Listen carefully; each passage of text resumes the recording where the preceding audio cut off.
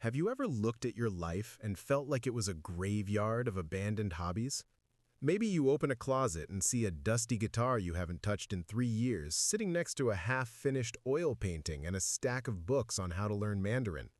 Or perhaps your computer is a digital cemetery of half-written novels, abandoned business plans, and coding tutorials that you stopped halfway through because something else caught your eye.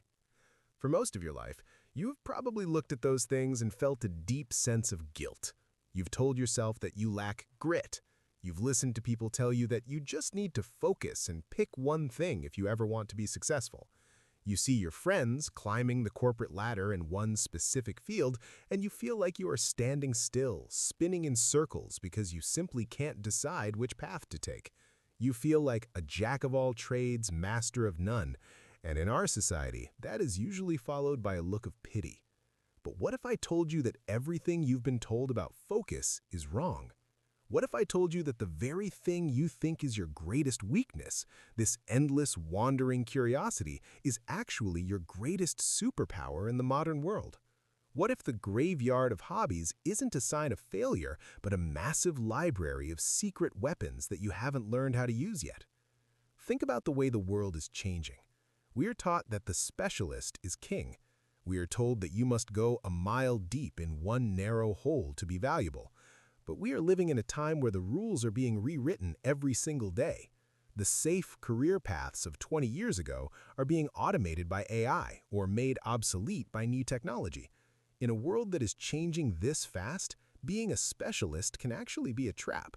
If you only know how to do one thing, and that one thing becomes useless, where does that leave you? This is where the scanner comes in.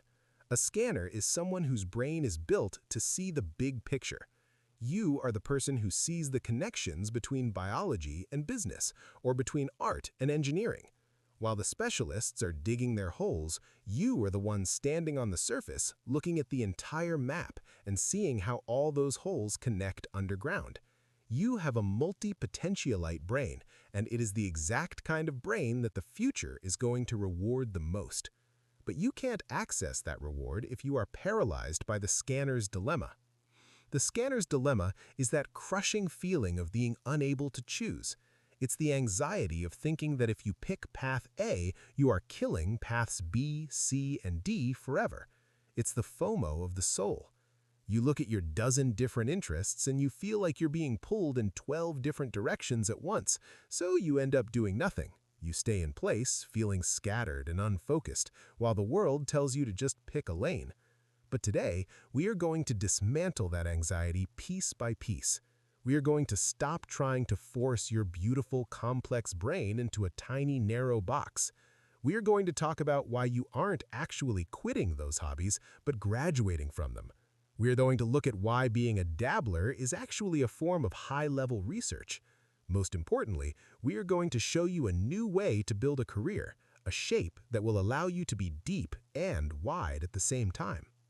Imagine a life where you don't have to apologize for wanting to learn 10 different things. Imagine a career where your random knowledge of 19th century architecture or forest ecosystems is actually the reason you get a promotion over a specialist. This isn't just a feel-good talk. This is about the geometry of success in a wicked world. We are going to move from the I shape that the schools taught you to the M shape that will actually make you indispensable. If you have ever felt like you were too much for one job title, or if you've ever felt the shame of a half-finished project, I want you to listen very closely. Your curiosity is not a bug in your system. It is the system. You aren't unfocused. You are a bridge builder. You are a potential polymath, someone who can see the music instead of just the notes. In this video, we are going to give you a map for your mind.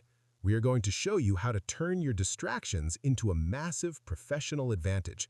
We are going to talk about serial mastery, the external brain, and how to use a boring day job as a launchpad for your genius.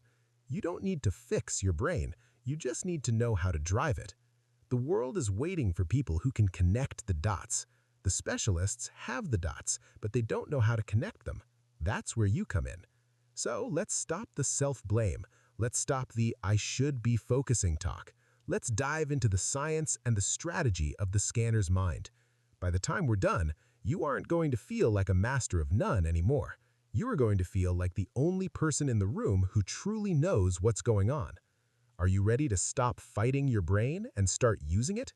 Let's open the loops. Let's close the information gaps. Let's look at why your graveyard of hobbies is actually a treasure chest and how you can start building a life that is big as your curiosity.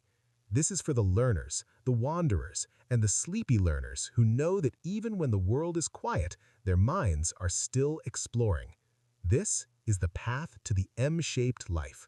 Let's begin. But first, there's something you need to understand about the human brain that will change everything. And it's hiding in a story about a woman who saved an entire industry by being distracted. We'll get to that in just a moment. Welcome to this space of learning and quiet thought. We're starting a journey today that might change the way you look at your entire life. If you are listening to this as you drift off to sleep, or if you are just looking for a calm way to understand your own mind, you are in the right place. Today, we are going to dive deep, and I mean really deep, into something called the scanner's dilemma. This is a term that describes a very specific kind of person. It describes someone who feels like they have 1,000 different lives they want to live, but they only have one lifetime to do it in. Maybe you were that person. Maybe you were the person who walks into a bookstore and wants to buy a book on every single shelf. You want to know how engines work, how stars are born, how to bake the perfect loaf of bread, and how to write a line of computer code that actually does something cool. To you, the world is like a giant buffet, and you want a plate of everything. But here's the problem. Society doesn't usually like people who want a plate of everything. Since you were a little kid, people have probably been asking you, what do you want to be when you grow up? Notice the wording there. They don't ask, what are the 10 things you want to be? They ask for one job, one title, one path. When you can't pick just one, people start using words that don't feel very good. They call you a dabbler. They call you unfocused. They might even say you lack grit or tenacity. There's that famous old saying that people love to throw at people like us. A jack of all trades is a master of none. It's meant to be an insult. It's meant to tell you that because you are interested in so many things, you will never be truly great at anything. It suggests that you are destined to be shallow, that you are like a puddle that is a mile wide but only an inch deep. And for a lot of us, that label carries a massive amount of anxiety. We start to believe it. We start to think that our curiosity, which feels like our greatest strength, is actually our biggest career liability. We feel like we are falling behind our friends who picked one thing at age 22 and have been climbing that same ladder ever since. But what if I told you that the saying is actually incomplete? The full version of that old quote is actually, a jack of all trades is a master of none, but oftentimes better than a master of one. Somewhere along the way, history chopped off the second half, and in doing so, we lost a very important truth. In the world we live in today, being a jack of all trades isn't a bug in your operating system, it's a feature. It is a massive advantage. Let me tell you a story that will illustrate this perfectly. In 2007, a woman named Dr. Ayanna Howard was working at NASA's Jet Propulsion Laboratory. She was a robotics engineer, which sounds like a very specialist role. But here's the thing, Ayanna didn't just study robotics. She had spent years studying psychology, human behavior, and even dance. Her colleagues thought this was strange. Why would a robotics engineer need to know about human movement and emotion? Then, one day, they were designing a rover to explore Mars. The robot kept failing in the testing phase. It would get stuck in sand, tip over on rocks, and struggle with basic navigation. The specialist engineers kept trying to make the robot smarter with better algorithms and more powerful processors. Nothing worked. Ayanna looked at the problem differently. She asked, what if we're thinking about this wrong? What if instead of making the robot think like a better computer, we make it move like a living thing? She used her knowledge of dance, specifically how dancers distribute their weight and maintain balance, and applied it to the robot's movements. She used her psychology training to understand how the robot might perceive its environment in more intuitive ways. Within weeks, the robot was moving across simulated Martian terrain like it had been doing it for years. The specialists couldn't solve the problem because they only had one lens. Ayana could solve it because she had three lenses pointed at the same problem. She could see angles that were invisible to everyone else. That's the power of the scanner's brain, but only if you know how to use it. In this video, we're going to dismantle that anxiety piece by piece. We're going to talk about why your brain works the way it does and why the old career advice you've been fed feels like a trap. It's not because the advice is bad, it's because it was built for a world that doesn't exist anymore. We're going to look at the geometry of a successful career. We'll talk about I-shaped people, dash-shaped people, and the gold standard for people like us, the M-shaped professional. This isn't just about feeling better about your hobbies, it's about building a strategic plan so that your curiosity actually pays the bills and makes you indispensable in the modern workforce. Think about the feeling of starting something new, that rush of excitement when you first pick up a guitar, or start learning a new language, or open a blank document to start a business plan. For a scanner, that feeling is like fuel. But then, a few months later, the newness wears off. You start to understand the basics. You can play a few chords, you can order a coffee in that new language, and suddenly your brain starts looking at the next shiny thing. In the past, you might have felt guilty about this. You might have told yourself, there I go again, quitting another thing. But today, we are going to reframe that. We are going to talk about strategic quitting and serial mastery. We are going to show you that you can actually master things in seasons, building a library of skills that eventually connect in ways a specialist could never imagine. We are also going to talk about the polymath.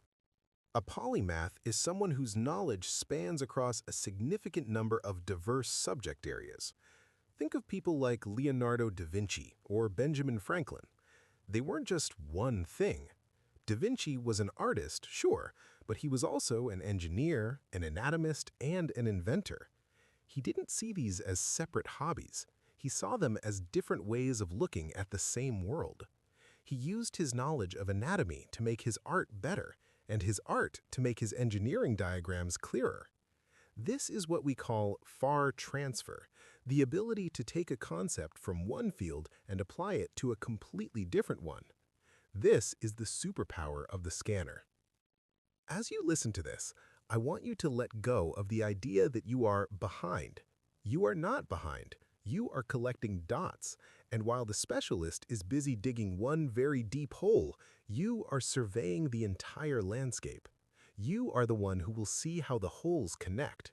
You are the one who will see the bridge that needs to be built between technology and art, or between science and storytelling. Here's something I need to be honest about. For years, I struggled with this myself. I would start projects with incredible enthusiasm. I once spent 3 months learning everything I could about beekeeping, bought all the equipment, set up 2 hives in my backyard. Then one day, I woke up and the fascination was just gone. Not because the bees weren't interesting anymore, but because I had learned what I needed to learn. My brain had extracted the core patterns, the essential knowledge, and it was ready to move on. I felt like a failure. I sold the equipment at a loss, and every time I saw honey in the grocery store, I felt a pang of shame. It wasn't until years later that I realized I wasn't failing. I was researching. Those 3 months taught me about systems thinking, about seasonal cycles, about community organization, and about the delicate balance between intervention and letting nature do its work. When I later started managing a team at work, I used the bee colony model to restructure our communication. It worked brilliantly. The specialist beekeeper would never have made that connection. They were too close to the trees to see the forest. If you've ever had a moment like that, a hobby that failed but secretly taught you something profound, hold on to that feeling, because we're about to show you that those weren't failures at all. They were your education. We're going to break this down into very simple, easy-to-digest parts. We'll talk about why the world has become a wicked learning environment and why that favors people who have a broad range of interests. We'll talk about how to choose your first pillar so you don't get paralyzed by choice. We'll even talk about how to set up a second brain, an external system to hold all your ideas so your head doesn't feel so crowded and messy. This is an education for the curious. It's for the people who have been told they need to focus, but find that focus feels like a cage. By the end of this, I want you to feel a sense of quiet confidence. I want you to see that your distracted brain is actually a high-output idea factory. You don't need to fix your brain, you just need a better map for how to use it. So, get comfortable. If you're under the covers, pull them up. If you're just sitting quietly, take a breath. We're going to walk through the polymath path together. We're going to turn that graveyard of hobbies into a treasure chest of skills. You aren't a dilettante. You aren't a dabbler. You are a scanner. You are a bridge builder. And the world needs people who can see the big picture now more than ever. But before we dive into how to actually build this M-shaped life, you need to understand why the traditional specialist path is actually becoming more dangerous with each passing year. And the reason might surprise you. It has to do with a phenomenon that's quietly reshaping entire industries while specialists sleep soundly thinking they're safe. Now that we have laid the groundwork, let's talk about the big wall that so many of us hit. It's a wall made of old advice, outdated school systems, and a lot of social pressure. We are going to call this the specialist trap. To understand this trap, we have to look at how the world used to work compared to how it works right now. For a long time, basically the last 100 years, the world was obsessed with the specialist. You know the story. You go to school, you pick a major, you get a job in that field, and you stay there. You learn more and more about less and less until you know absolutely everything about one tiny little thing. This is what we call the I-shaped person. The I is just one single deep pillar of knowledge. In the 20th century, this was great advice. Society was a very predictable place. It was like a game of chess. The rules of chess never change. The board is always the same size. The pieces always move the same way. If you spend 20 years studying chess, you are going to be very, very good at it. Scientists call this a kind learning environment.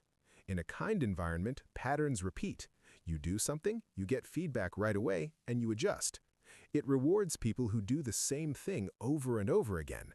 This is why we have people who spend 40 years at the same company doing the same specific type of engineering or accounting. They become world-class at that one thing. And let's be honest, we need those people. We need the heart surgeon who has done 10,000 of the exact same surgery. We need the pilot who has flown the same plane for 20 years. Specialist knowledge is incredibly valuable.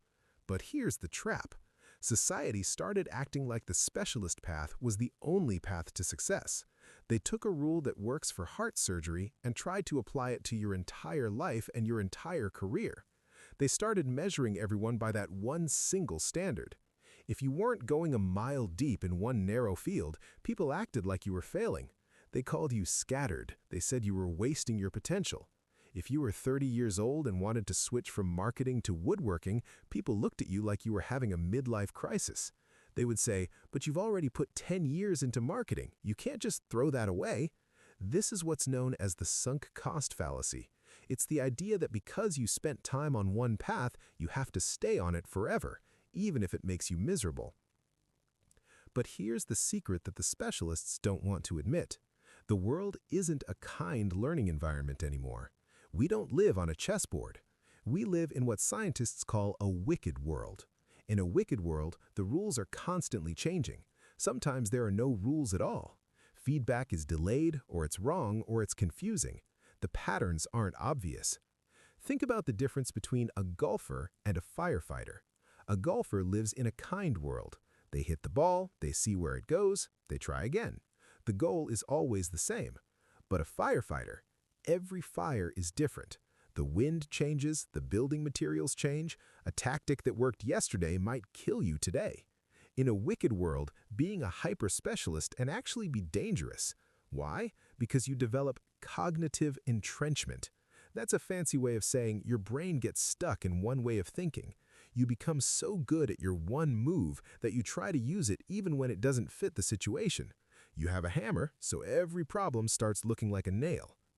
Let me give you a real-world example of this. In 2008, Blockbuster Video was at the top of their game. They had thousands of stores. They had specialist expertise in physical video rental. They knew everything about inventory management, store placement, customer foot traffic patterns. They had spent decades perfecting this one skill. They were the absolute masters of their domain. Then a little company called Netflix started offering DVDs by mail. Blockbuster looked at it and said, "That's not really a threat. People want to browse in stores. They want instant gratification. They want to talk to our expert staff." They were applying their specialist knowledge, which was true and valid in their kind environment, to a changing world. They couldn't see that the game was shifting. Netflix wasn't just a DVD company. They were a scanner company. They understood video rental, yes, but they also understood data analytics, software engineering, psychology of convenience, and eventually streaming technology. When the world shifted to streaming, Netflix shifted with it.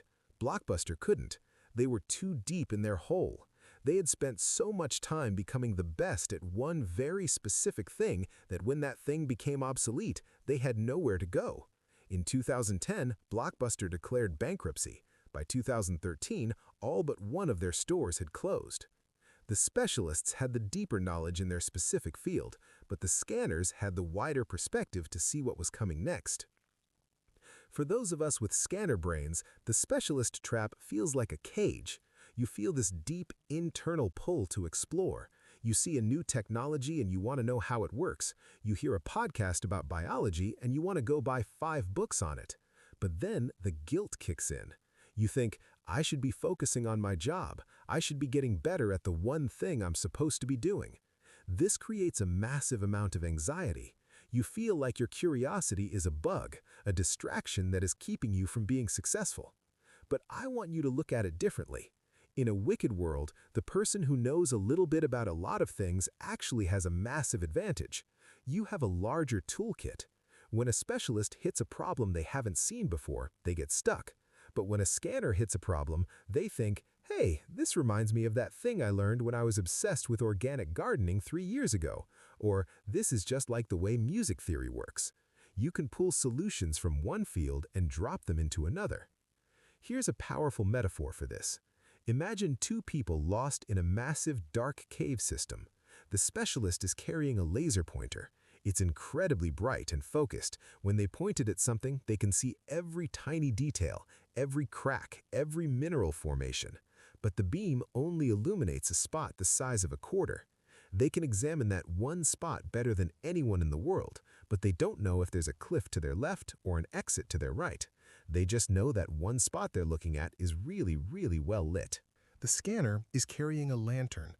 It's not as focused as the laser pointer. You can't see quite as much detail on any one specific thing, but you can see the entire room. You can see the walls, the ceiling, the floor. You can see 3 different tunnels leading in different directions. You can see the pattern of the cave system and start to build a mental map. You can see the big picture. In a stable, unchanging cave where you need to examine one specific wall for the rest of your life, the laser pointer is better. But in a cave system that keeps shifting, where new passages open and old ones collapse, where you need to navigate to survive, the lantern wins every time. The trap is thinking that you have to choose between being a master and being a jack of all trades. You don't. You just have to change the shape of your career. The dash-shaped person is the one who truly stays shallow. They know a tiny bit about everything, but they never actually do the work to master any of it. They have no foundation. They are the ones who are always talking but never building. That is the version of the jack of all trades that gives the rest of us a bad name. That shape does lead to anxiety because you feel like you have no ground to stand on. You feel like a fraud.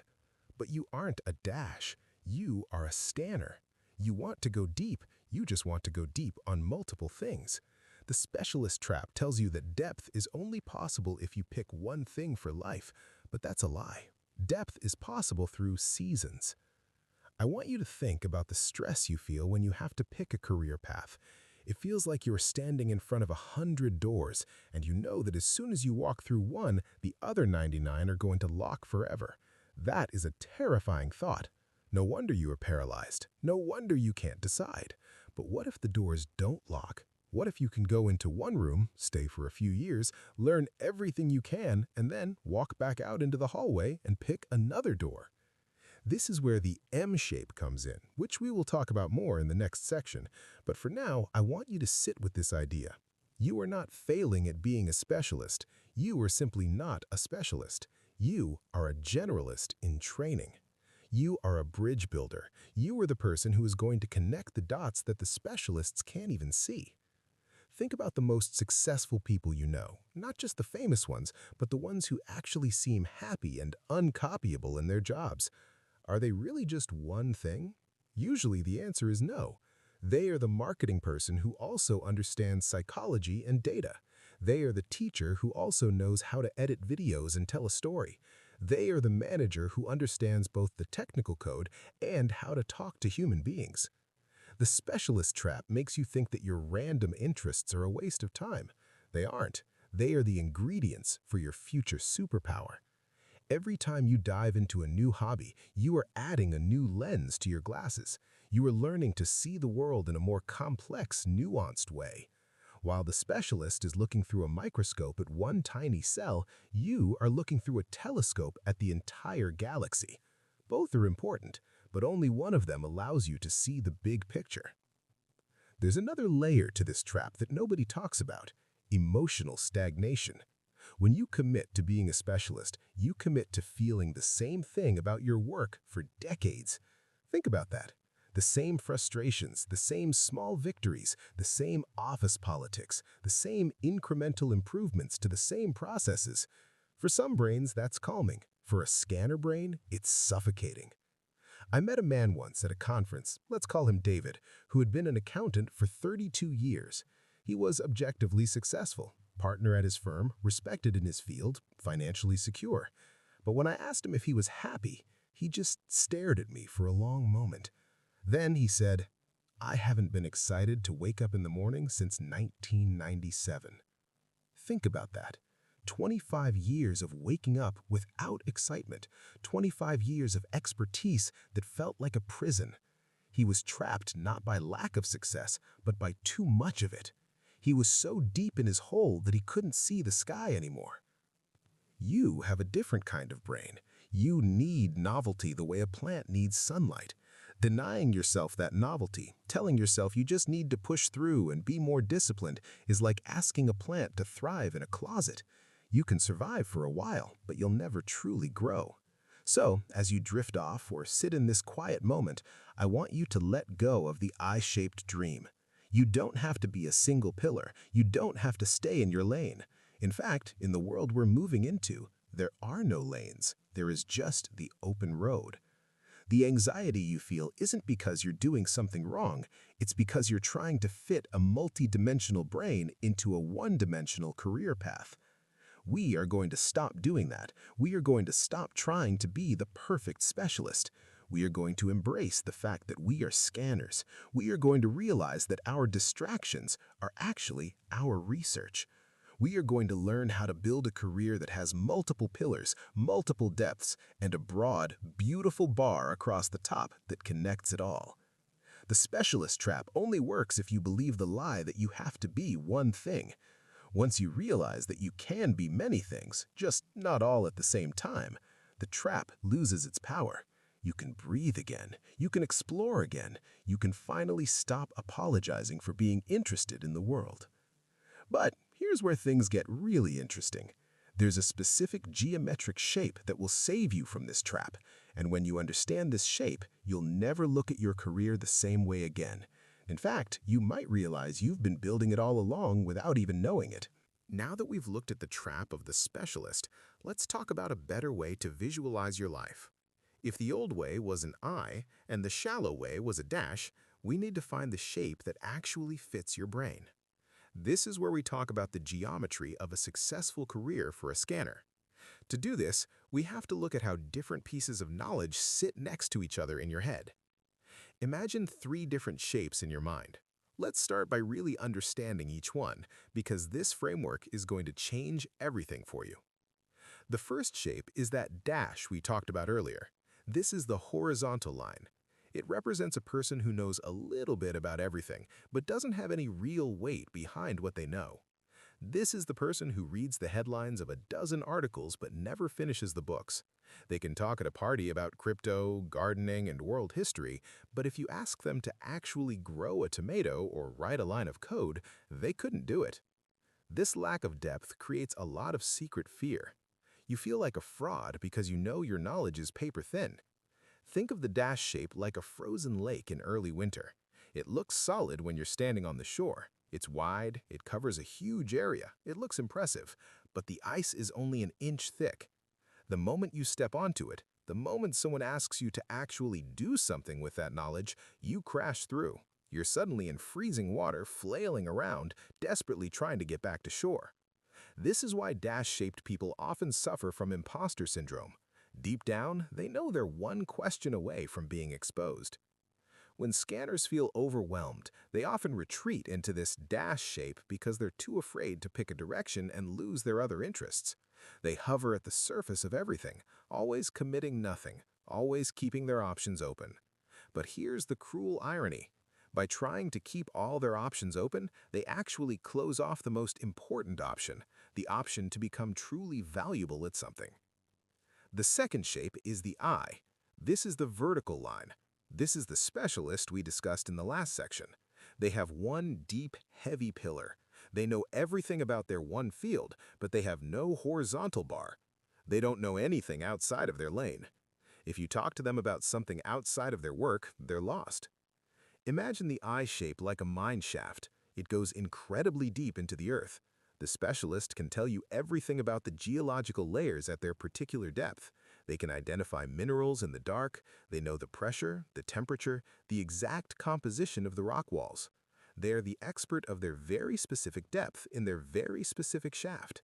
But they've never seen the surface. They don't know what the landscape looks like.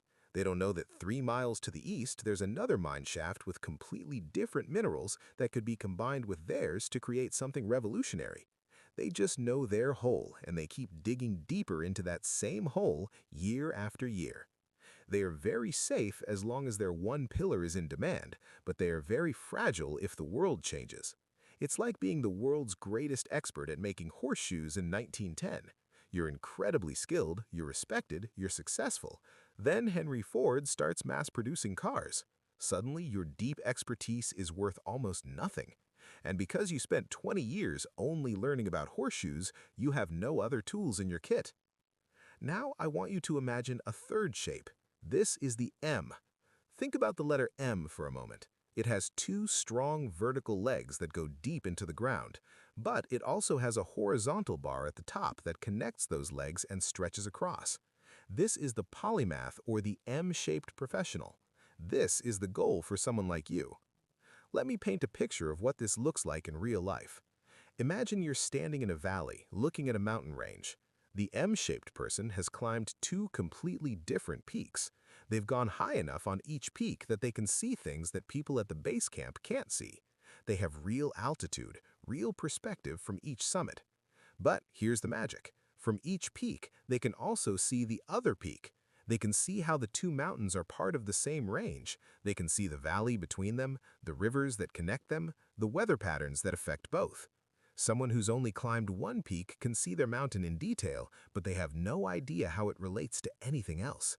Someone who's only wandered around the base camp of many mountains has never seen the view from any summit. Having an M shape means you have decided to go deep in at least two different areas. These aren't just hobbies you do on the weekend. These are skills you have worked on until you are truly fluent. Maybe your first leg is something practical that the world is willing to pay for right now, something like digital marketing, project management, or nursing. You've spent the time to really understand the core of that field. You have standing in that world. You're not the greatest in the world at it, but you're competent, you're professional. You can solve real problems and create real value. But instead of stopping there like a specialist, you eventually build a second leg. And here is the magic. That second leg should be something totally different. If your first leg is technical, maybe your second leg is creative. If your first leg is about numbers, maybe your second leg is about people. For example, imagine someone who is deep in data science. That's their first leg. They understand statistical analysis, machine learning algorithms, data visualization. They can wrangle messy datasets and extract meaningful insights.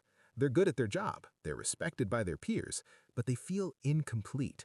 They look around and realize that everyone around them has the same skills. They're competing with 10,000 other data scientists for the same opportunities. So, they spend a year or two becoming deep in storytelling and public speaking. They study narrative structure, they learn presentation design, they practice speaking in front of groups.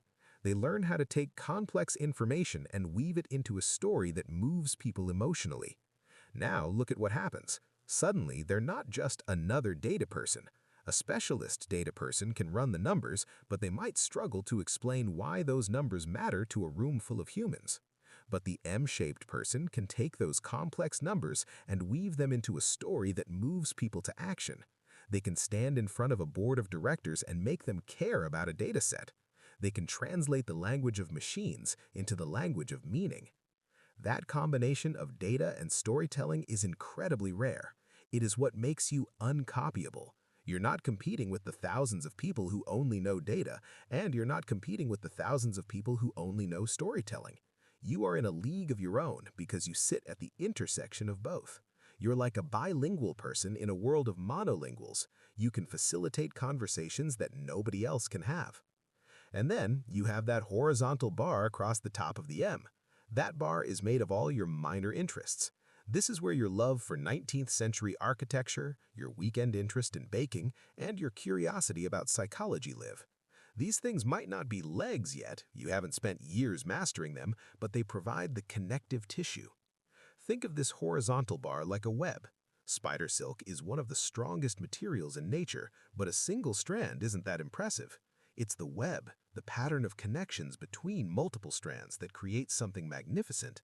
Your minor interests are those connecting threads. They link your two deep pillars in unexpected ways. They give you metaphors, analogies, and insights that nobody else has access to.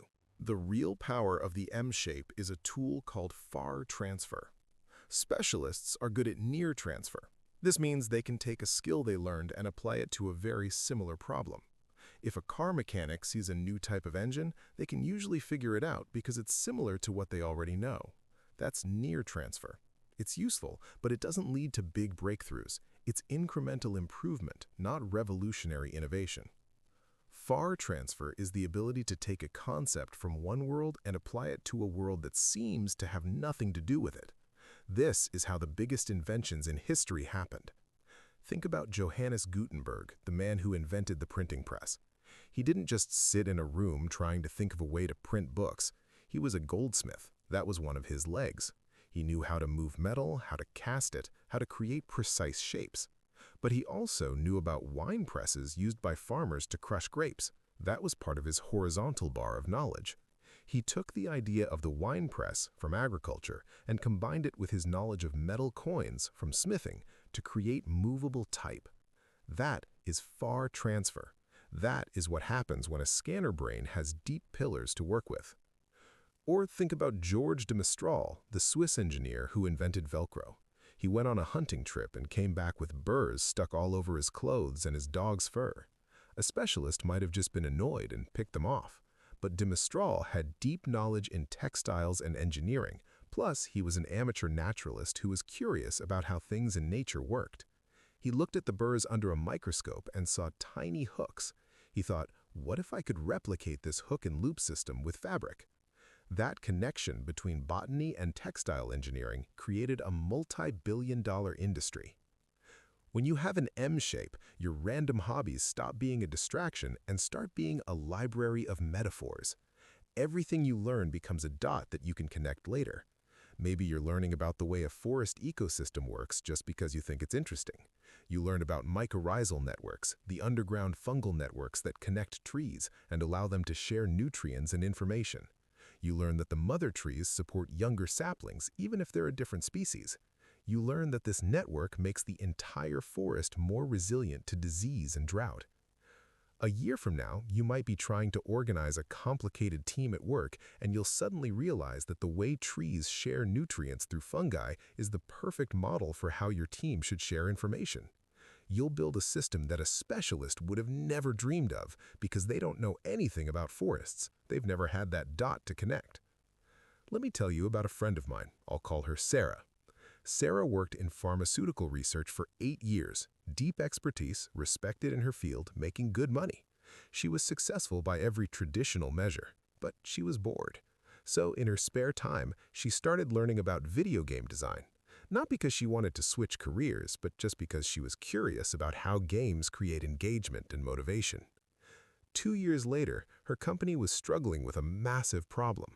Patients weren't taking their medications consistently.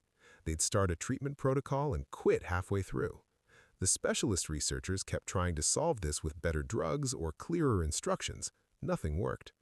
Sarah saw it differently. She recognized that this wasn't a chemistry problem, it was a motivation and engagement problem. She applied everything she'd learned about video game design: progress bars, achievement unlocks, social accountability, variable reward schedules.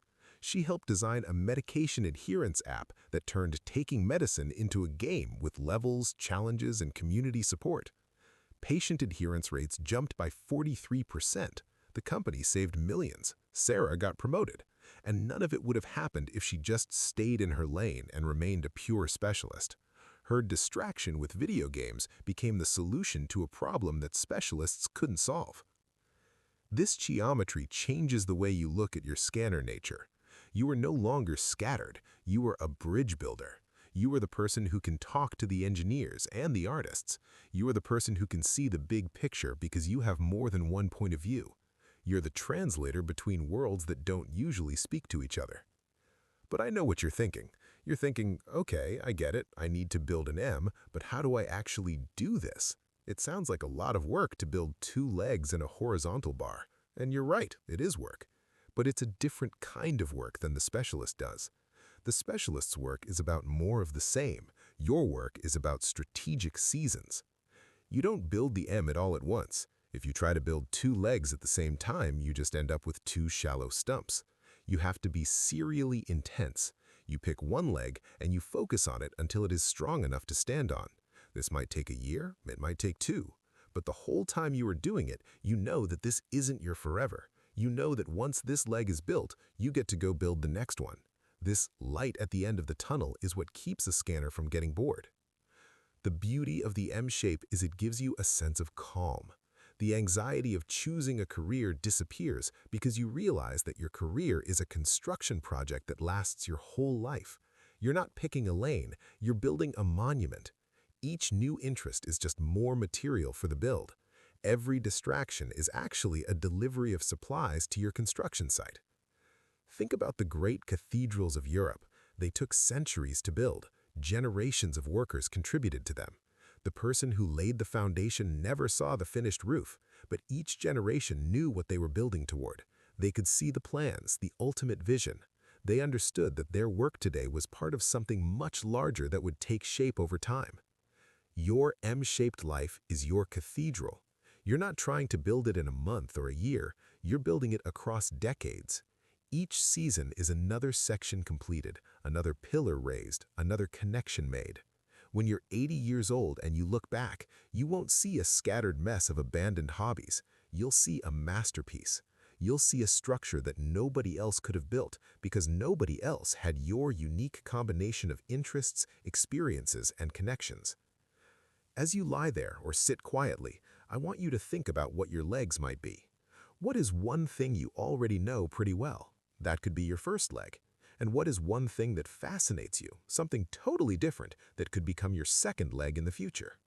Don't worry about how yet, just look at the shape. See the M in your mind. See how stable it is. See how much more interesting it is than a single eye. You are allowed to be complex. You are allowed to be more than one thing. In fact, the world is waiting for people who can bridge the gaps between different fields. The specialists have dug their holes, but they're stuck in them. They can't see over the edge. You are standing on the surface, looking at all the holes and seeing how they connect underground. You are the one who will lead the way in a wicked world because you are the only one who can see the whole map. Let me give you one more visual to carry with you. Imagine you're looking at a city from above. Maybe you're in a plane or a tall building. The specialists are down in the streets. Each one knows their street incredibly well. Every storefront, every crack in the pavement, every traffic pattern. But they have no idea how their street connects to the next street over. They're experts in their block, but they can't help someone navigate across town. You are up above. You can see the whole grid. You can see how the streets form a pattern. You can see that 3rd Street eventually connects to Oak Avenue, which loops around to Highway 5. You can see the shortcuts, the bottlenecks, the flow of the whole system. You're not as detailed about any one street. You might not know about that particular pothole on 3rd Street, but you can do something the specialists can't do. You can help people get where they're trying to go. You can see the routes that don't exist yet, but should. You can say, you know what this city needs? A bridge right here between these 2 districts that have never been connected. That's the power of the M shape. That's what you're building.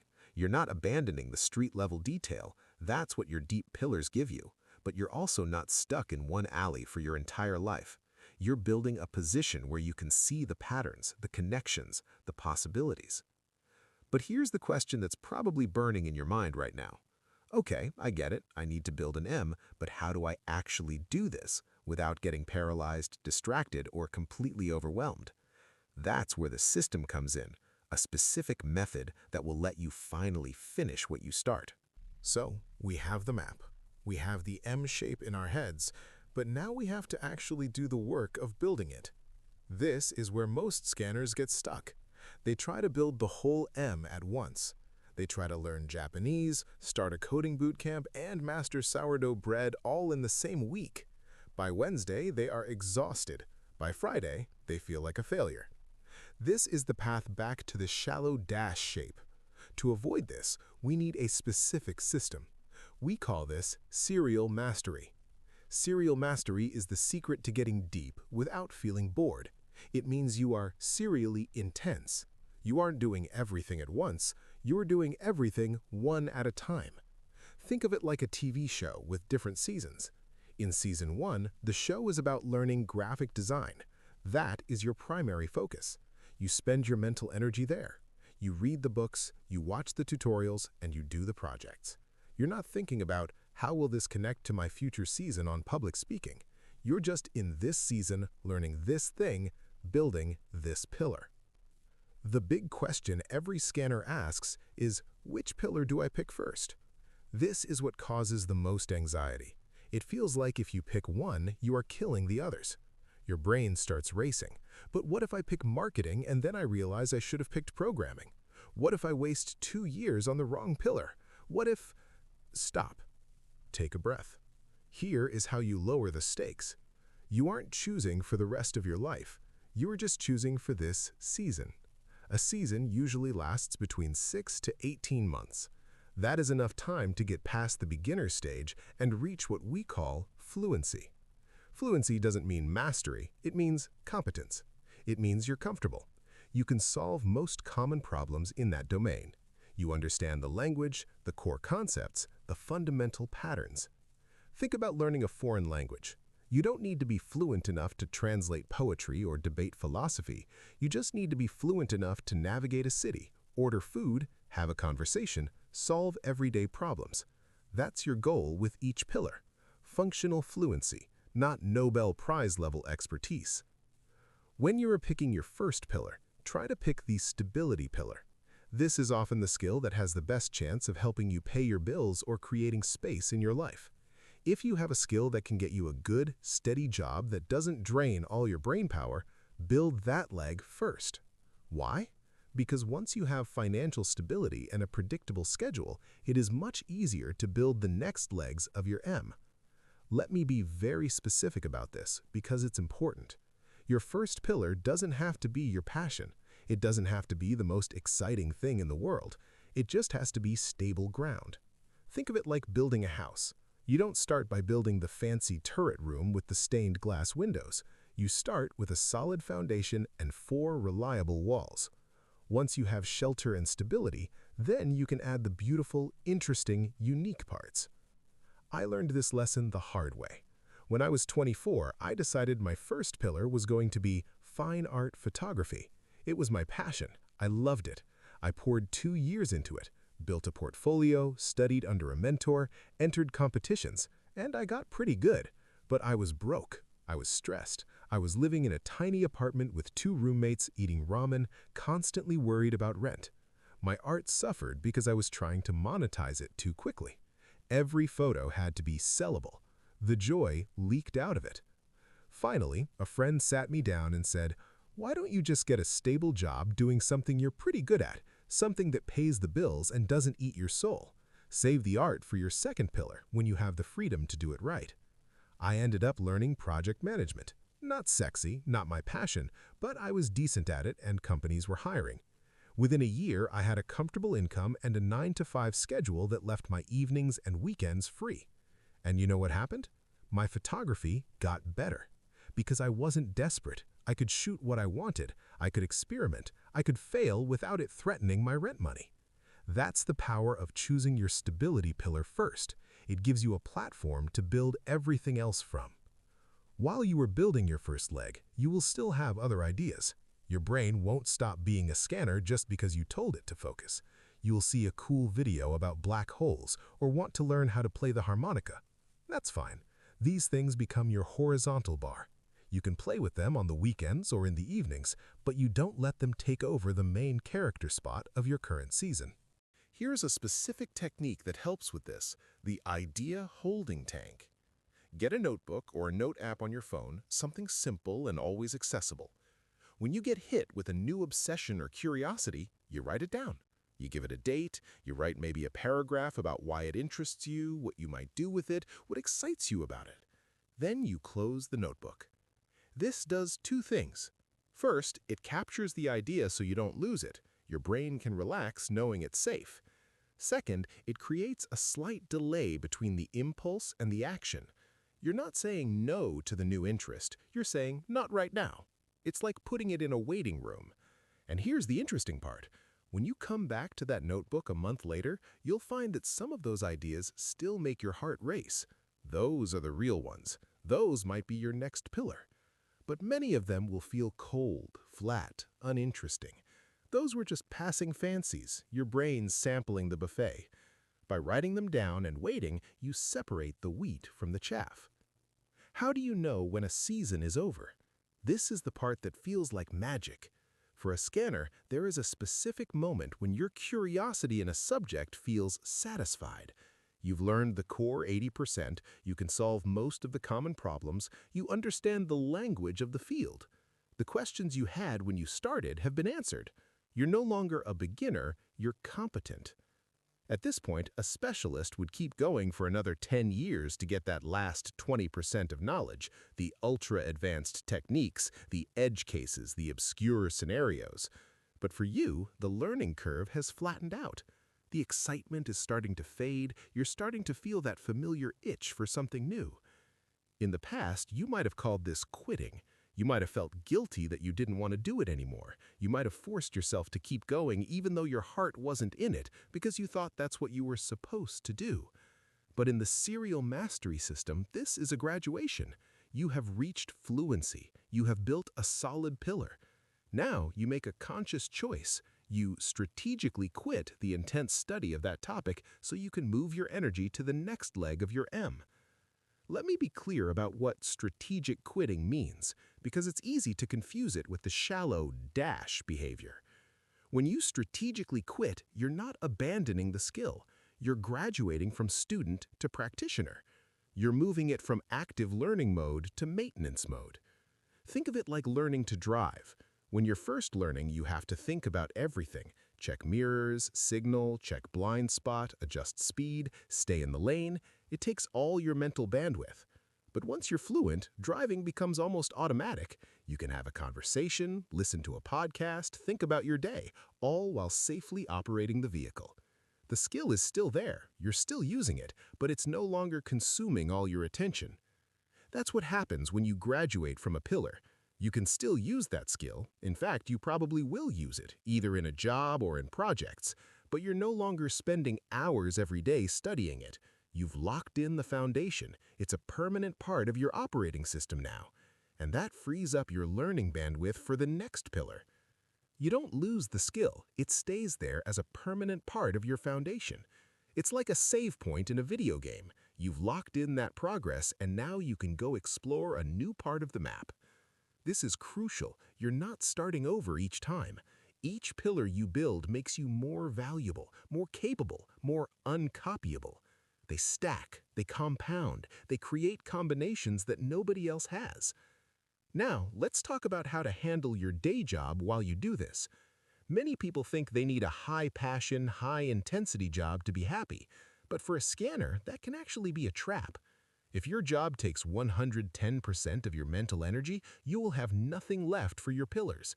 You will come home brain dead and just want to scroll on your phone. All your grand plans for learning and growing will evaporate because you have no energy left. Think about Albert Einstein again. He had one of the most famous brains in history. He could have worked anywhere. Universities would have loved to have him. But for 7 years, he chose to work in a patent office. Why? Because the work was predictable. It was stable ground. He could do his job well, but it didn't use up all his creative juice. He saved that juice for his own theories, the work that actually mattered to him, the work that would change the world. He would go to work, examine patent applications, make decisions based on clear criteria. It was intellectually engaging enough that he didn't feel brain dead, but it wasn't emotionally draining. It didn't consume his soul. Then he'd go home and work on his theories of relativity. That boring patent job was what gave him the stability and mental space to become Einstein. For you, a good enough job is a strategic asset. It's the platform that supports your M-shaped life. It provides the money and the time you need to build your pillars. Don't look at a stable, simple job as a prison. Look at it as a sponsor for your genius.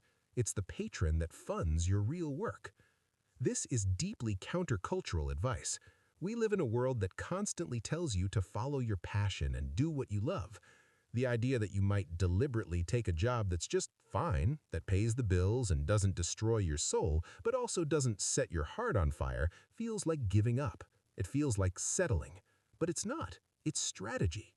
The specialists can afford to pour all their energy into their job because their job is their one thing. But you're playing a different game. You're building multiple pillars. You need to conserve your energy for that construction project. A job that demands 110% of you will sabotage your M-shaped life. A job that demands a reasonable 60 to 70% and then lets you go home with energy still in the tank, that's your launch pad. The final part of the system is the external brain. Because your brain is a high-output idea factory, it is going to generate more ideas than you can possibly work on. If you try to hold all those ideas in your head, you will get overwhelmed. You will feel mental clutter.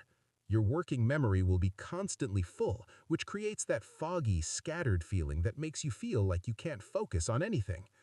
This is why you need a system to capture your fleeting obsessions. You need to get those ideas out of your head and into a trusted external system. There was a famous sociologist named Niklas Luhmann who published over 70 books and nearly 400 scholarly articles in his lifetime. People thought he was a machine. They thought he must never sleep. But he just had a system called a Zettelkasten, which is just a fancy German word for a slip box, literally a box of index cards. Every time he had a small idea or learned a new fact, he wrote it on a card and put it in the box. But here's the genius part.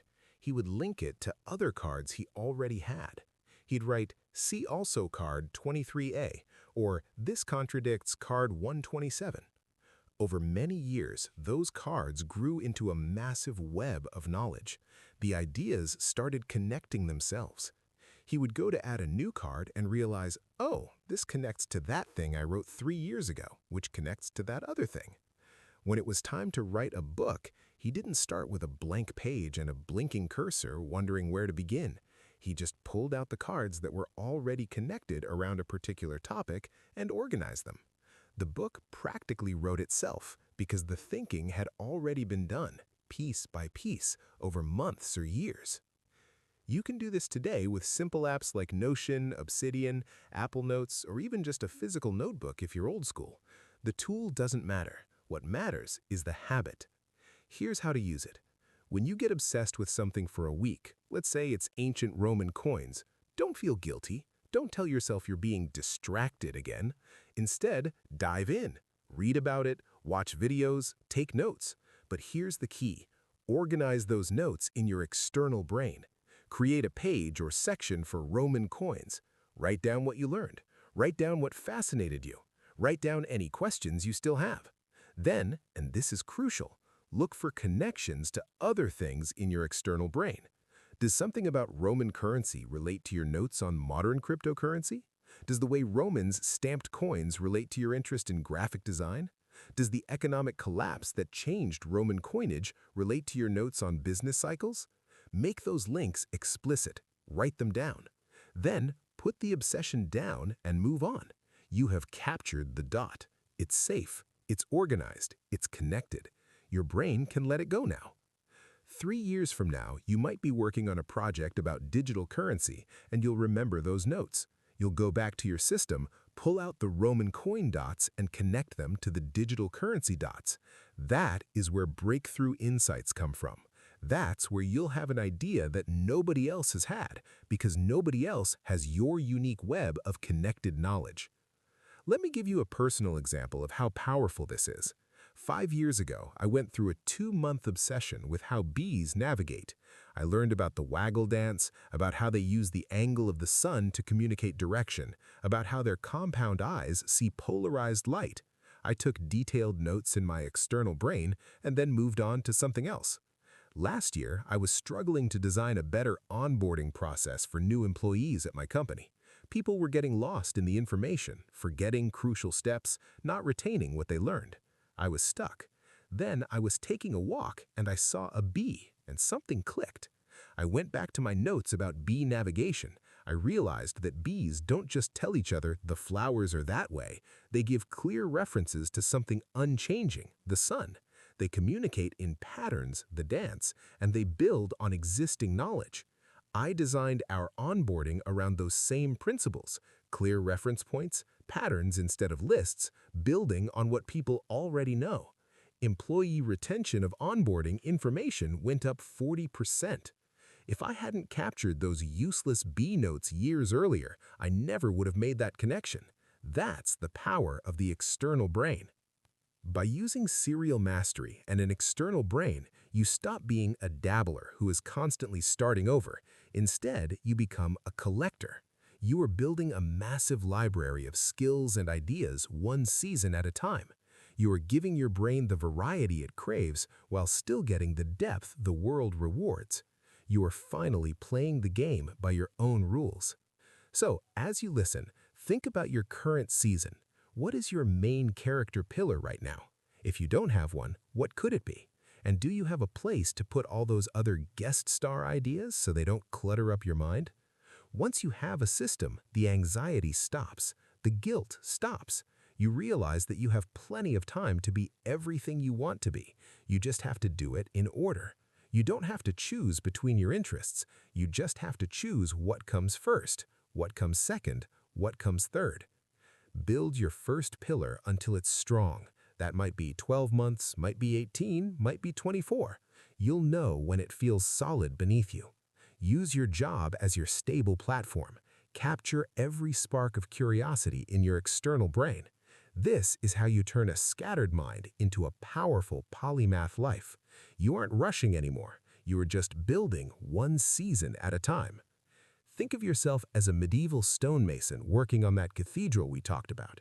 You're not trying to build the whole thing this year. You're just laying this section of wall. You're just carving these particular sets of stones. You show up, you do the work, you trust the process. And decades from now, you'll stand back and see something magnificent that you built with your own hands, one season at a time. But there's still one more piece of this puzzle that we haven't talked about, something that ties all of this together and will fundamentally change how you see your past failures and future possibilities. This is where the real transformation happens. We've covered a lot of ground together. We've talked about the scanner's dilemma, the specialist trap, the M-shaped geometry, and the serial mastery system.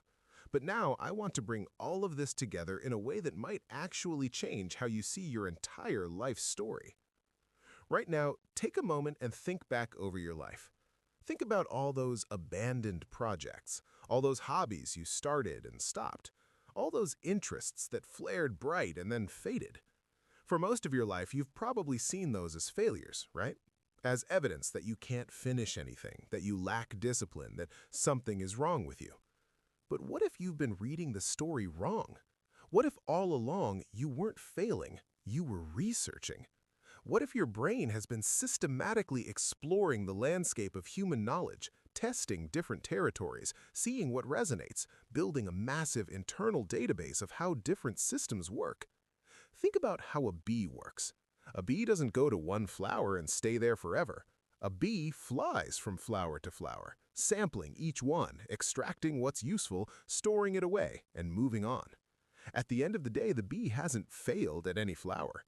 The bee has gathered resources from dozens of sources, and back at the hive, all those different nectars combine to create honey, something new, something valuable, something that didn't exist before.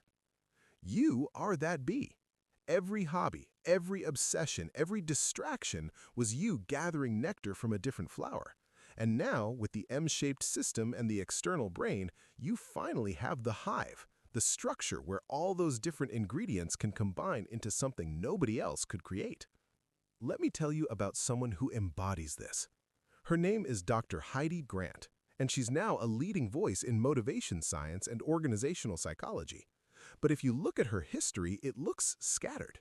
She got a degree in psychology, worked in theater for years, went back to school for cognitive neuroscience, worked as a science writer, got into corporate consulting, and eventually landed at the Neuro Leadership Institute. Someone looking at her resume in her 30s might have thought, she can't commit to anything, she's all over the place. But each of those experiences was a pillar being built, a dot being collected. Her understanding of theater taught her about human performance and presence. Her neuroscience work taught her how brains actually work. Her writing taught her how to communicate complex ideas simply. Her corporate work taught her how organizations actually function. Now she's one of the few people in the world who can stand in front of executives and explain brain science in a way that's entertaining, theater, accurate, neuroscience, clear, writing, and immediately applicable to their problems, corporate experience. She's not competing with pure neuroscientists or pure business consultants. She's in a category of one. That's what your scattered history is building toward. You're not behind. You're not failing. You're collecting the unique combination of ingredients that will eventually make you irreplaceable. Here's the vulnerable truth I need to share with you. For 15 years, I was ashamed of my own scanner nature. I looked at my friends who had become doctors, lawyers, engineers, who had picked their path at age 20 and stuck with it, and I felt like I had wasted my life. I had studied literature, worked in restaurants, learned web design, became a personal trainer, studied psychology, worked in marketing, learned video production. I felt like a walking joke. Jack of all trades, master of none. Then one day, I was at a coffee shop and I overheard two entrepreneurs talking. They were launching a health and wellness app, but they were stuck. They needed someone who understood psychology to design behavior change, marketing to acquire users, video production to create content, and ideally someone who had actual experience in fitness. They kept saying, "We need to hire like 4 different people and we can barely afford one." I almost didn't say anything. I almost kept my mouth shut because I was embarrassed by my scattered resume. But finally, I turned around and said, "I know this sounds weird, but I can do all 4 of those things." They looked at me like I was lying. I showed them my background. Within a week, I was their consultant. Within a year, I was their partner. Within 3 years, we'd sold that company, and I finally had the financial freedom to build my life the way I wanted to. None of that would have happened if I'd focused on just one thing.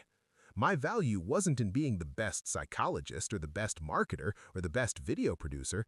My value was in being the only person in that coffee shop who could speak all 4 languages fluently. My scattered history was exactly what they needed. That's when I stopped being ashamed. That's when I realized my scanner brain wasn't broken. It was just waiting for the right context. Now, let me give you the most important reframe of all. You know how sometimes you feel that painful guilt when you lose interest in something? When the excitement fades and you can feel yourself pulling away from a hobby or project that you were obsessed with just a month ago? That guilt is based on a lie. The lie is that finishing means staying with something forever, but that's not what finishing means for a scanner. For you, finishing means extracting the core lesson, reaching functional fluency, understanding the fundamental patterns. Once you've done that, you're not quitting, you're graduating. Think about school. When you finish fifth grade, you don't stay in fifth grade forever. You graduate to sixth grade. Nobody says you quit fifth grade. You learned what fifth grade had to teach you, and then you moved on. That's exactly what you're doing with each interest. You're learning what it has to teach you, and then you're graduating to the next grade. Here's a powerful exercise. Take out a piece of paper or open a note on your phone. List out 10 failures from your past, 10 things you started and stopped, 10 hobbies you abandoned, courses you didn't finish, projects that are sitting half done in a closet somewhere. Now, next to each one, write down what you actually learned from it. Not what you should have learned if you'd stuck with it for 10 years, what you actually extracted from that experience, the insights, the skills, the perspective shifts, even the self-knowledge about what you don't want. I'm willing to bet that when you actually write it out, you'll see that nothing was actually wasted. Every single one of those failures taught you something that you still carry with you today.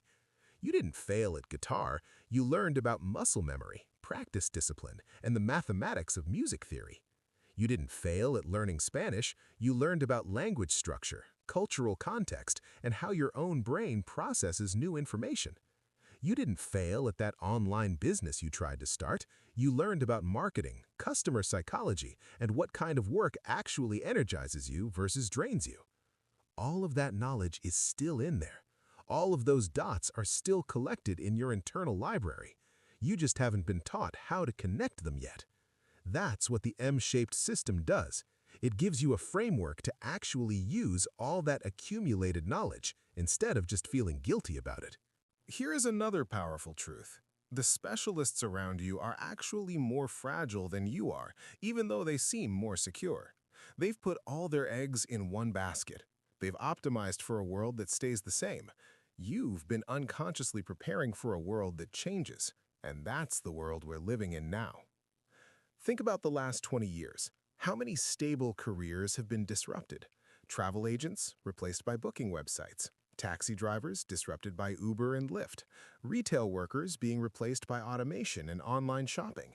Even radiologists, doctors who spend a decade training to read X-rays, are being partially replaced by AI that can spot tumors faster and more accurately. The specialists in these fields are scrambling. Their one deep skill is suddenly worth less than it used to be. But if you have an M shape, you're anti-fragile. If one pillar becomes less valuable, you have another one. If one industry contracts, you can move to another. You're like a tree with multiple root systems. If one source of nutrients dries up, you have others to draw from. And more than that, you can see the opportunities that the specialists miss. When two industries start to collide, like healthcare and technology, or education and gaming, or food and social media, you're the one who can build the bridge between them. You're the one who speaks both languages. The specialists on each side don't even realize there's a connection to be made, but you can see it clearly because you're standing between the two mountains looking at both peaks at once. Let me paint you one more picture. Imagine your life as a tapestry. The specialist's tapestry is made of one color of thread. It might be a beautiful, deep, rich color. The pattern might be intricate and impressive, but it's monochrome. It's one note played very well, but it's still one note. Your tapestry is made of dozens of different colored threads. From up close, when you're in the middle of weaving it, it might look chaotic. Random bursts of color here and there, threads that seem to go nowhere, sections that don't seem to connect. But when you step back, when you get enough distance to see the whole thing, you realize you're weaving something that nobody else could create. The burgundy thread you picked up 5 years ago perfectly complements the gold thread you just started working with.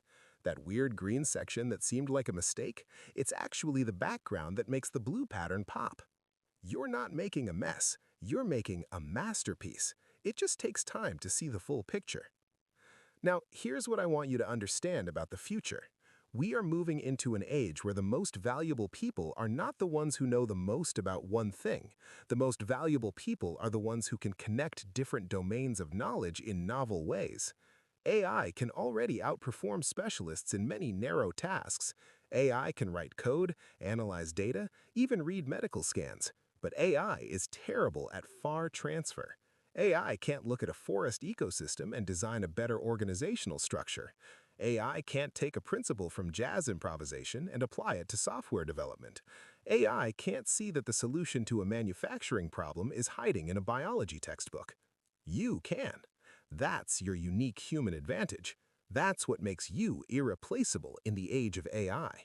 Your ability to make unexpected connections, to draw from your weird, sprawling library of knowledge, to see patterns across domains. That's the skill that will be most valuable in the next 50 years. The specialists will be competing with machines. You'll be managing the machines, directing the machines, seeing possibilities that the machines can't see because they don't have your breadth of reference. So when you feel that familiar guilt creeping in, when you catch yourself getting interested in something new and you start to think, oh no, here I go again, getting distracted, I want you to reframe it. You're not getting distracted. You're gathering intelligence. You're adding another color to your tapestry. You're collecting another ingredient for the unique dish that only you can cook. The world told you to be ashamed of your curiosity. The world told you to narrow down, specialize, pick a lane. But the world was wrong. Or rather, the world was giving you advice that worked for the 20th century. But we're not in the 20th century anymore. We're in a new world, a wicked world, a world that rewards exactly the kind of brain you have, if you know how to use it. You know how to use it now. You have the M-shaped geometry. You have the serial mastery system. You have the concept of the external brain.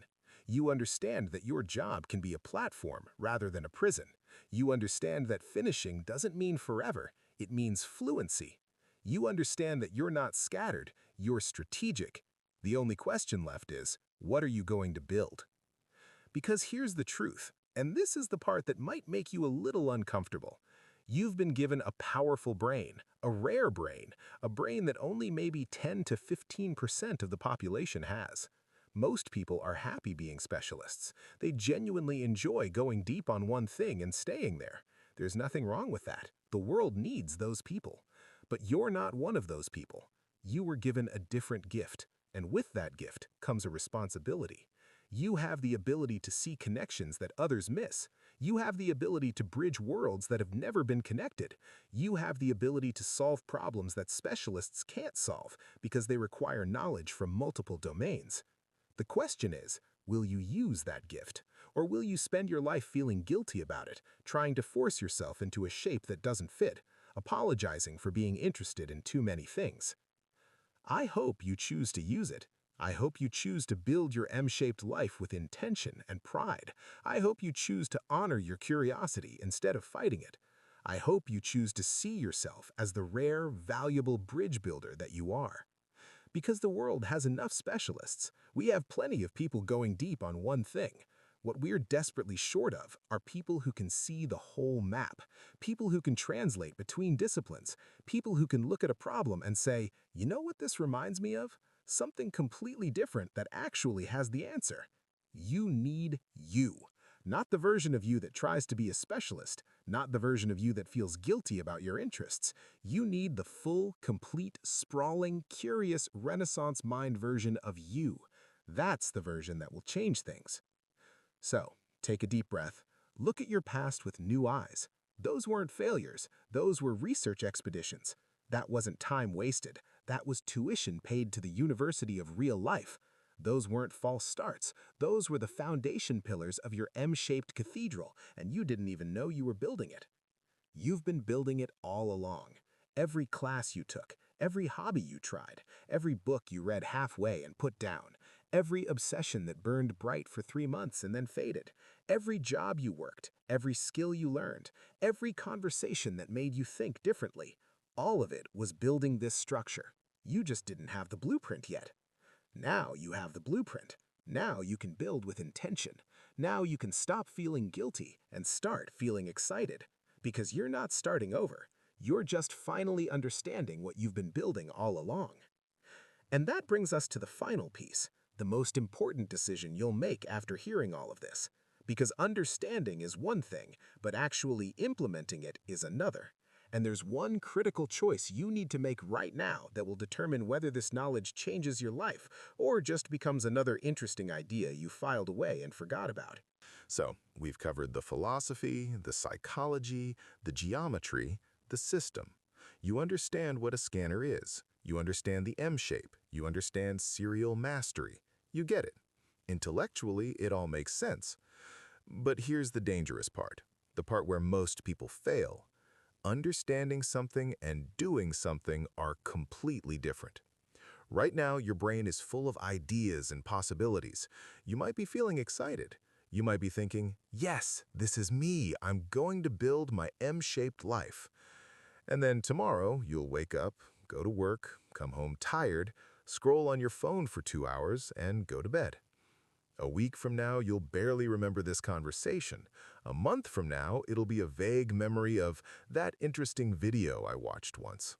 A year from now, you'll be in exactly the same place, still feeling scattered and guilty, still wondering why you can't just focus like everyone else. I don't want that for you. So, let's talk about implementation.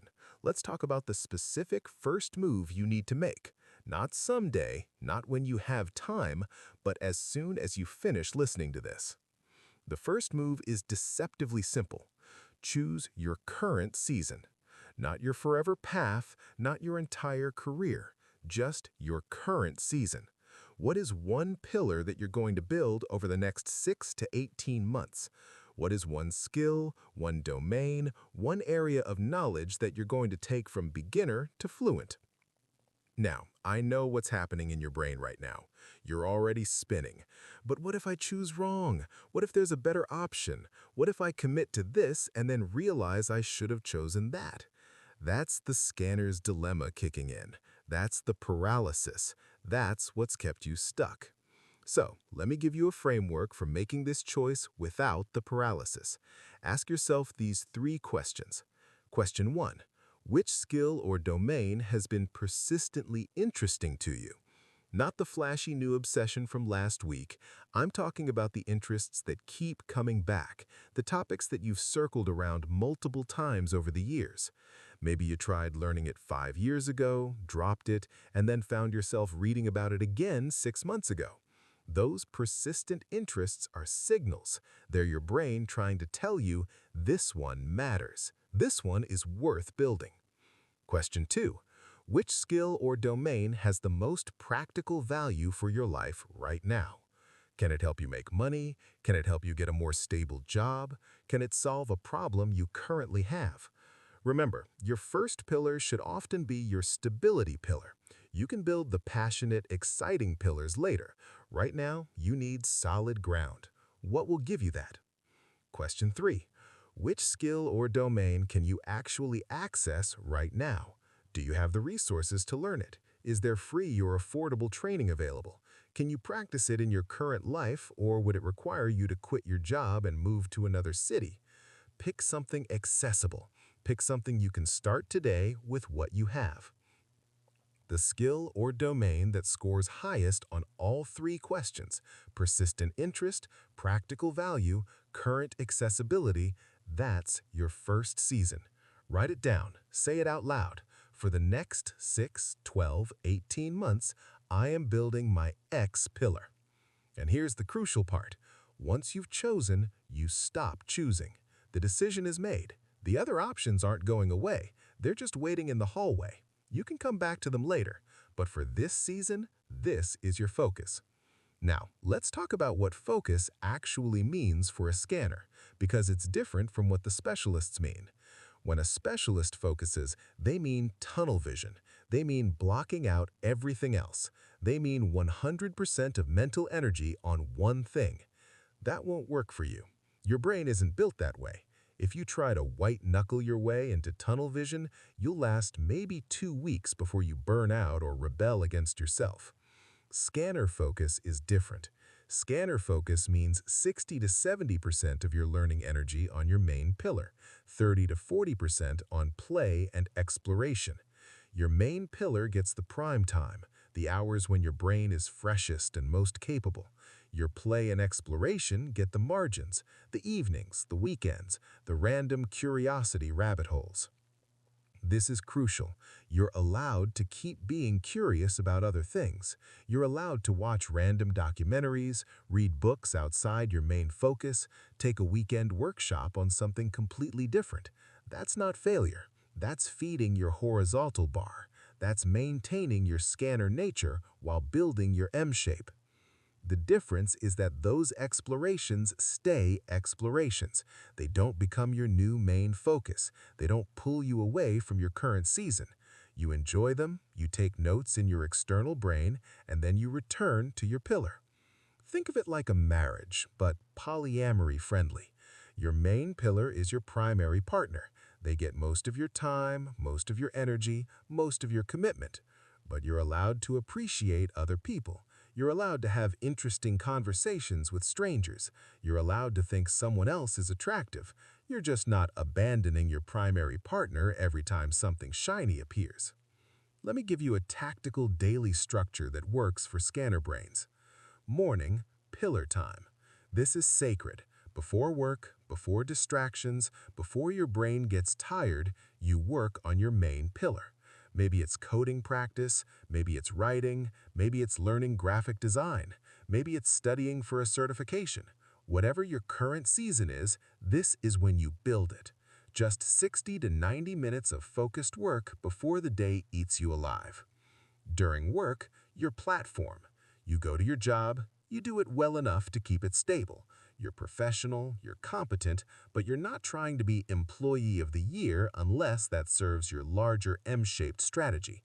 This is your financial platform. This is what pays for your pillar building time. Evening, play and capture. This is where you let your scanner brain roam.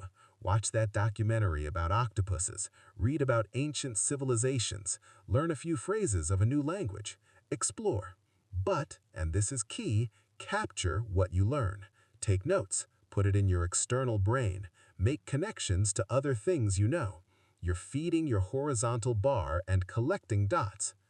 Weekend, mix of both. Maybe Saturday morning is a longer pillar session, 3 hours of deep practice. Saturday afternoon is for errands and life. Sunday is for complete play.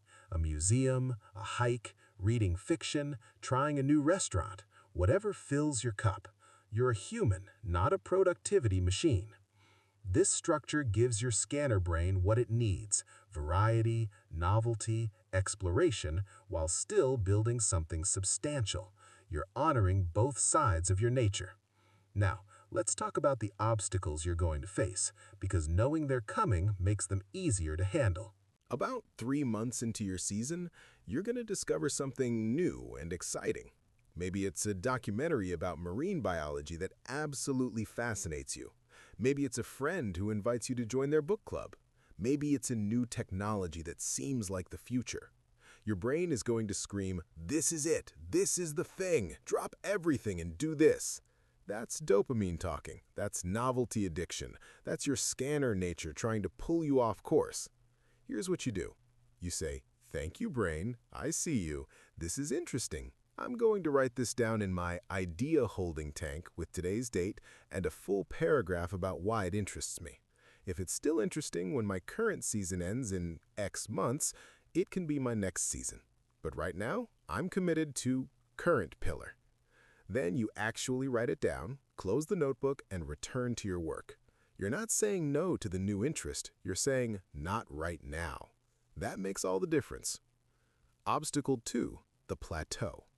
Around month 4 or 5, you're going to hit the plateau. You've gotten past the beginner stage, you understand the basics, but you're not great yet. You're in that awkward intermediate phase where progress feels slow and invisible. This is where most people quit.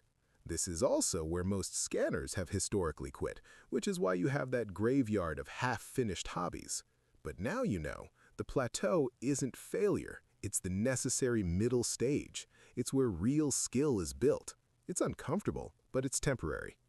When you hit the plateau, remind yourself, I'm not stuck, I'm solidifying. The foundation is being poured. It looks boring right now, but this is the stage that makes everything else possible. And then you keep showing up even when it's not exciting anymore. Obstacle 3, comparison. You're going to compare yourself to specialists who are further along than you. You'll see someone who's been doing this one thing for 10 years, and you'll feel like a beginner, like you're so far behind. Your brain will say, see, you should have started this years ago. You wasted all that time on other things. When this happens, remind yourself, you're not running their race. They're building an I, you're building an M. They're going for depth in one domain, you're going for fluency in multiple domains with connections between them. Their depth is impressive, but your breadth is strategic. You're playing a different game, and in that game, you're exactly where you need to be. Also remember, every specialist you admire was once at your level. They didn't start as experts. They started as beginners, just like you.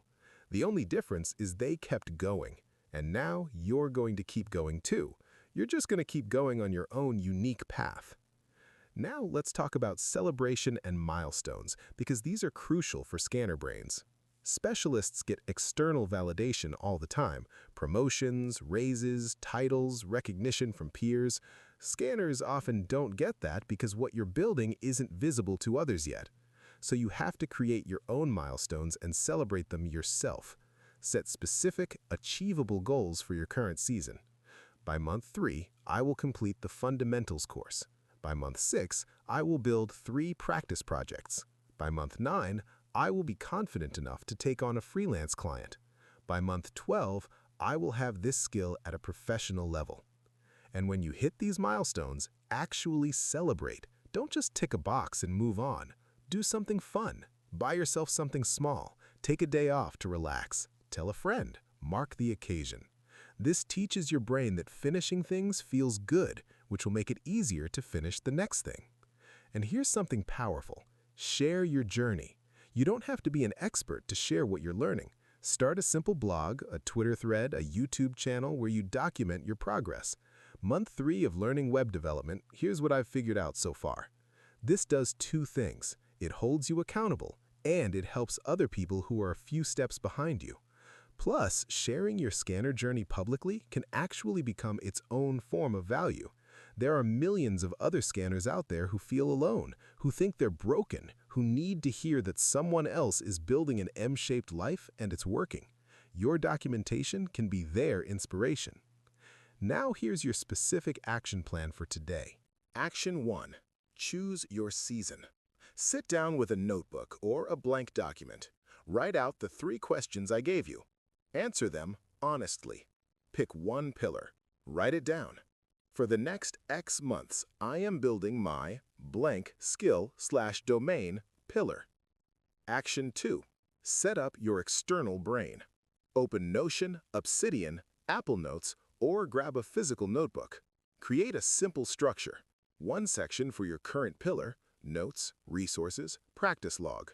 One section for future interests, your idea holding tank. One section for random explorations and dots you're collecting. Action 3. Schedule your pillar time. Look at your calendar for this week. Block out 60 to 90 minutes tomorrow morning before work. Put it in your calendar. Treat it like a doctor's appointment that you can't miss. This is your first pillar session. What will you do in that session? Find a course, tutorial, or book to start with. Line it up tonight so you can hit the ground running tomorrow. Action 4. Write a letter to your future self 6 months from now. Tell yourself why you chose this pillar. Tell yourself what you hope to achieve. Tell yourself that you know it will be hard sometimes, but that you trust yourself to keep going. Tell yourself that you're not a quitter, you're a strategist building an M-shaped life. Seal it up or save it in a time-locked email and read it when you hit the plateau in month 4. That's it. 4 actions, about 90 minutes total. Do them today, before the momentum fades. Because here's the truth. If you don't take action within 24 hours of having this insight, the probability that you'll ever take action drops to almost zero. The excitement will fade, the old patterns will reassert themselves. You'll go back to feeling scattered and guilty. But if you take action today, if you choose your season, set up your system, and show up for your first pillar session tomorrow morning, then you've started. And starting is 80% of the battle. You don't have to have it all figured out. You don't have to know exactly how this M-shaped life will look in 5 years. You just have to know your next season. You just have to show up tomorrow morning and build one more brick in your cathedral. That's all this is. Show up, build a brick, do it again the next day. Let the bricks pile up. Let the seasons turn. Let the structure emerge over time. You've spent years thinking something was wrong with you. You've spent years feeling guilty about your curiosity. You've spent years apologizing for being interested in too many things. That ends today. Today, you see yourself clearly for the first time. You're not broken. You're not scattered. You're not a failure. You're a scanner. You're a bridge builder. You're a future polymath in training. Your brain is rare and valuable, and the world needs what you can uniquely offer. The only question is, will you build it? I think you will. I think you're ready. I think you've been ready for a long time. You just needed the map. Now you have it. So go build your M. Go construct your cathedral. Go weave your multicolored tapestry. Go become the uncopyable, multidimensional, deeply capable person you were always meant to be. The specialists are digging their holes. You're standing on the surface, seeing the whole map, building bridges between worlds that have never been connected. That's your work. That's your calling. That's your path. Now go walk it. We have traveled a long way together in this conversation. We started in the graveyard of abandoned hobbies, that place where so many scanners feel shame and guilt.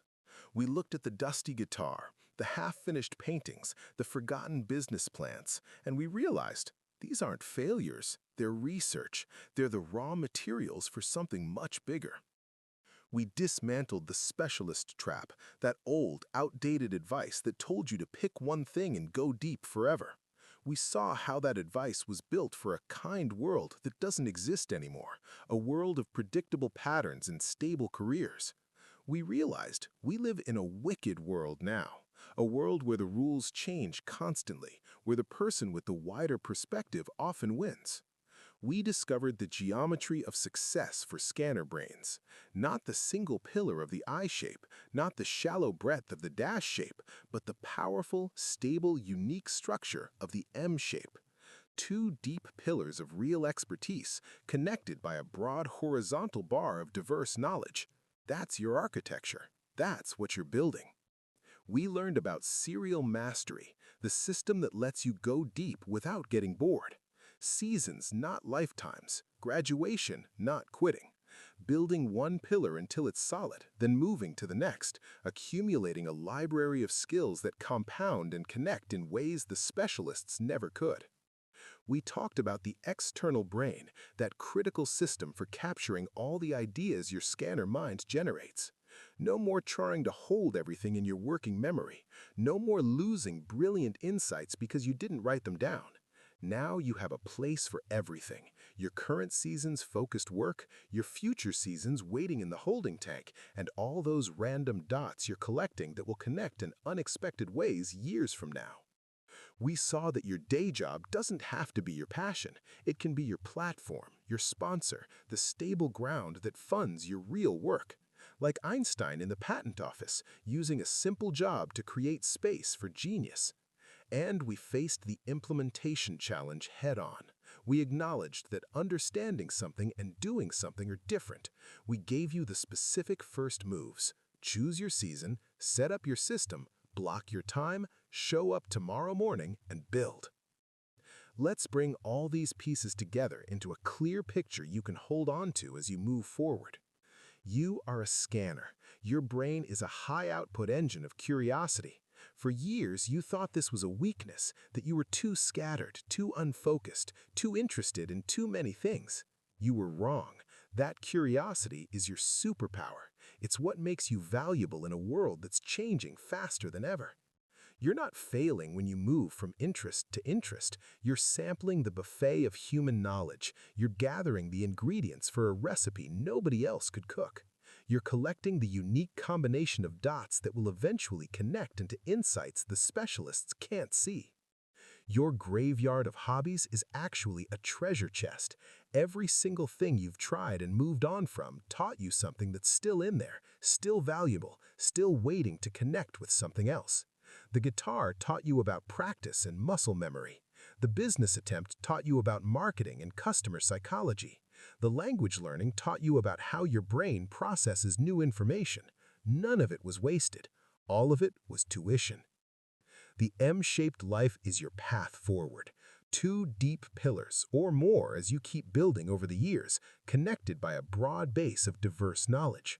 You're not choosing between depth and breadth. You're choosing both in a structure that makes you uniquely valuable. You don't have to do it all at once. You don't have to have your whole life figured out today. You just have to choose your current season. You just have to pick one pillar to build right now, knowing that you can build others later. The doors don't lock. The hallway stays open. You're just choosing which room to explore first. Serial mastery is your method. 60 to 90 minutes every morning on your main pillar. Your job is the stable platform. Your evenings and weekends for play and exploration. Your external brain to capture it all. Seasons of intensity followed by graduation to the next season. Building, resting, building again. One brick at a time, one season at a time, one pillar at a time. And underneath all of this is a profound truth. You're not broken. You never were. You're just a different kind of mind, built for a different kind of world. A world that rewards people who can see connections across domains. A world that needs bridge builders more than it needs more specialists. A world that's finally ready for people like you.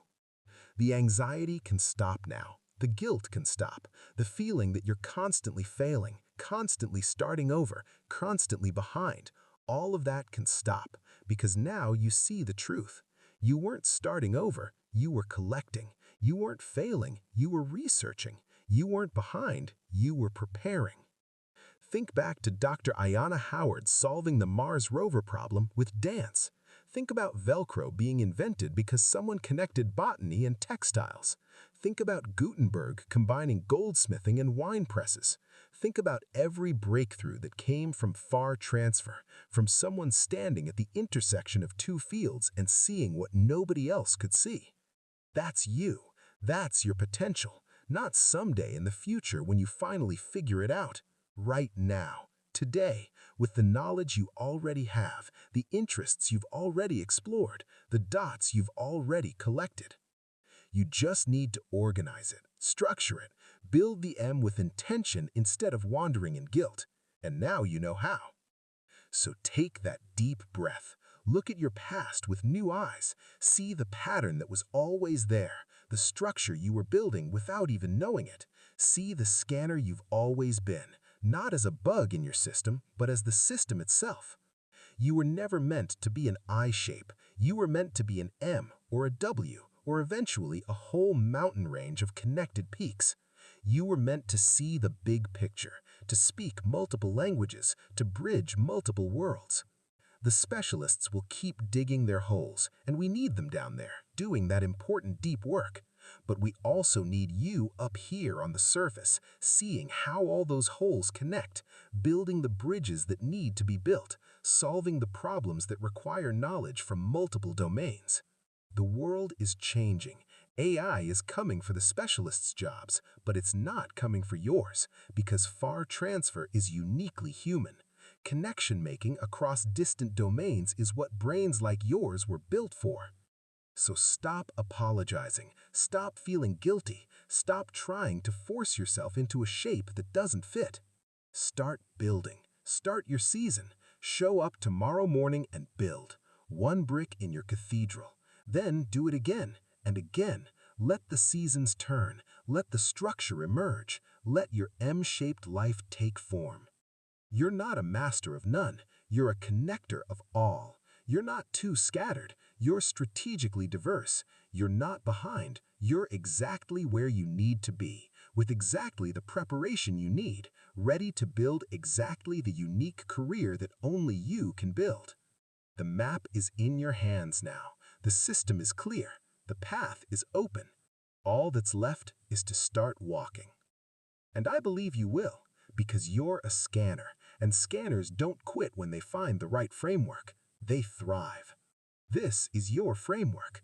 This is your time. This is your M-shaped cathedral waiting to be built.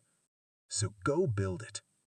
One season at a time, one pillar at a time, one beautiful, connected, multi-dimensional brick at a time. The world is waiting for what only you can create. You've made it to the end of this journey. You understand the scanner's dilemma. You see the specialist trap. You know the M-shape's geometry. You have the serial mastery system. You're ready to build. But there's one more thing I want to offer you, because I know how scanner brains work. You're going to watch another video after this. You're going to get interested in something else. That's okay. That's your nature. But I don't want this knowledge to become just another interesting idea that you file away and forget. So here's what I want you to do next. Watch the next video in this series, where we go deep on how to actually build that first foundational pillar. We'll talk about the specific techniques for maintaining focus as a scanner, the exact daily practices that work, how to choose between competing interests, and how to measure progress when you're building something new. That video will give you the tactical, step-by-step roadmap for your first season. This video gave you the why. That video will give you the how. But more than that, and I'm going to be vulnerable with you here, I'm building something bigger than just videos. I'm building a community of scanners who are done feeling guilty and ready to build their M-shaped lives together. People who understand that curiosity isn't a bug, it's a feature. People who are collecting dots and connecting them in ways the specialists never could. If that sounds like where you belong, join us. The link is in the description. It's free. It's just a group of people like you, people who've been told they're too much or not focused enough, but who are finally learning to see their scanner nature as the gift it actually is. You're not alone in this. There are millions of us. We've just been scattered, isolated, each thinking we were the only one who couldn't just focus. But we're finding each other now. We're building together. We're sharing our seasons, our wins, our struggles, our breakthroughs. And I promise you, when you connect with other scanners who get it, who've been there, who are building their own M-shaped lives, something shifts. The isolation ends. The shame dissolves. You finally feel like you found your people. So that's my invitation. Watch the next video for the tactical implementation. Join the community for the support and connection. And then show up tomorrow morning and build your first brick. Your cathedral is waiting. Your M-shape is calling. Your multicolored tapestry is ready to be woven. The only question left is, are you ready to build it? I think you are. I'll see you in the next video.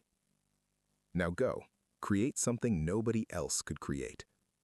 You've got this.